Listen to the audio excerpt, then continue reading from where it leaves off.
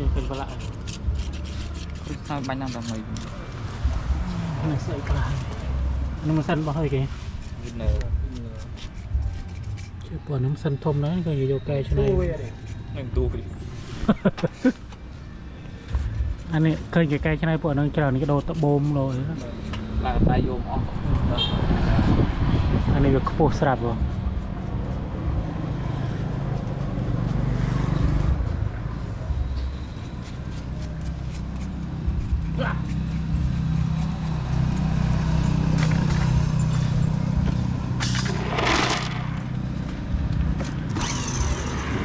คือเราใช้เงินขนมจะทำเปิดบอมร้อยเลย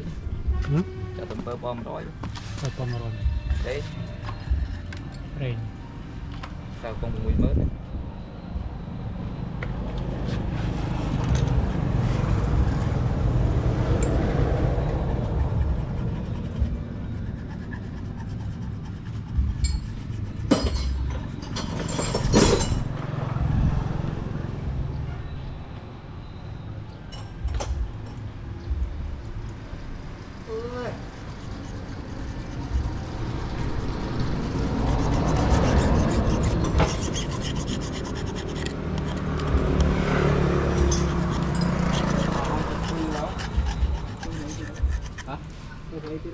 tinh ra cà rong này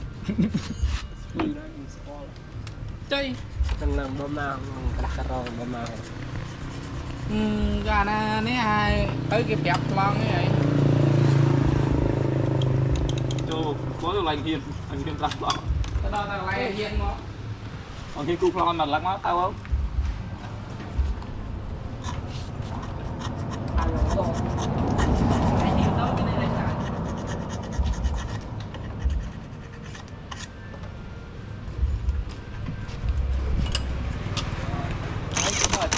che đau che ấy bạn squall lại tinh lại ấy vậy anh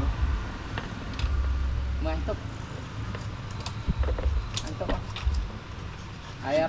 đai ấy túc đai